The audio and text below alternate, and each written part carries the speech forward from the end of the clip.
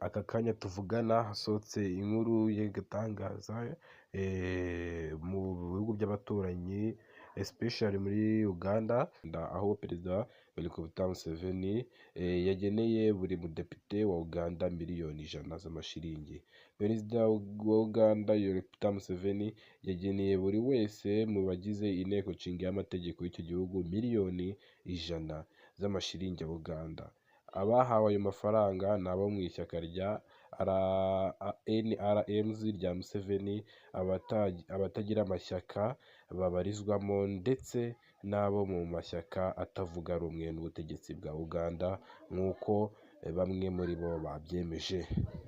Abaganirije Daily Monitor bavuga ko abo mu ishyaka rya NRMs bafatiye iyo mpano ya Perezida Museveni ku biro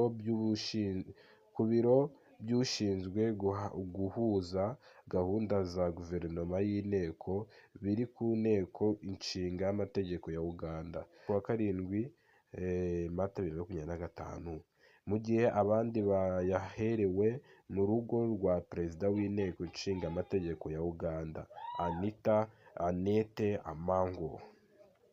Uwatanze amakuru yavuze ko ayo mafaranga Museveni yayatanze ashimira abagize inteko nshinga y'amategeko kubw'imyitwarire myiza no kubafasha guhangana n'ibibazo by'ubukungu bafite.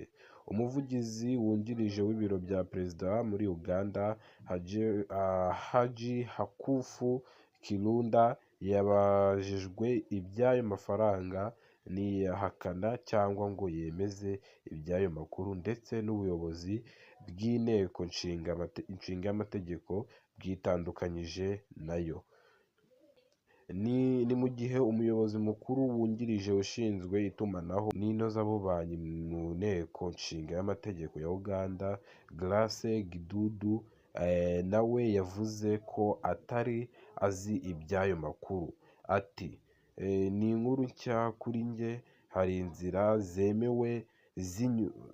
inzira zemewe zinyuzwamo amafaranga agenewe abagize inteko nshinga y'amategeko, ibirenze ibyo nta makuru tubifiteho.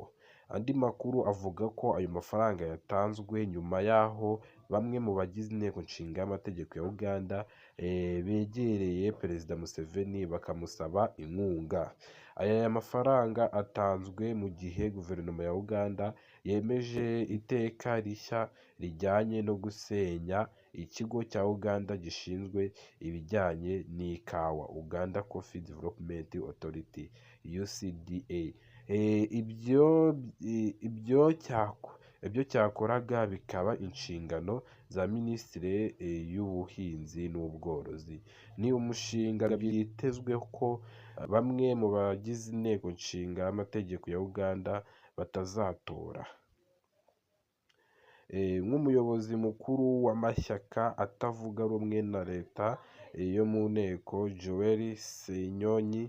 Joel Senyonyi yagaragaje ko yemeje ibijyanye n'ayo mafaranga ndetse aburira abo mu ishyaka rye rya National Unity Platforms ko batagomba kuyakira.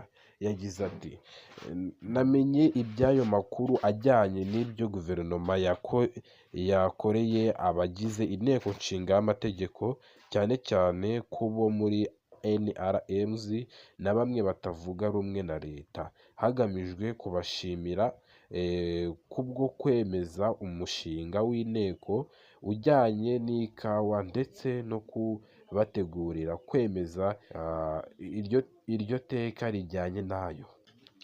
Guhagarika UCDA biri mu murongo wa Uganda wo kugabanya ibigo bya leta n'amafaranga agana ku gushyira mu bikorwa inshingano z'ibyo bikorwa. Perezida Yoweri Kaguta Museveni ndakeka nawe muri kumubona aho ngaho. Iyi nkuru sinzi aho iri buze.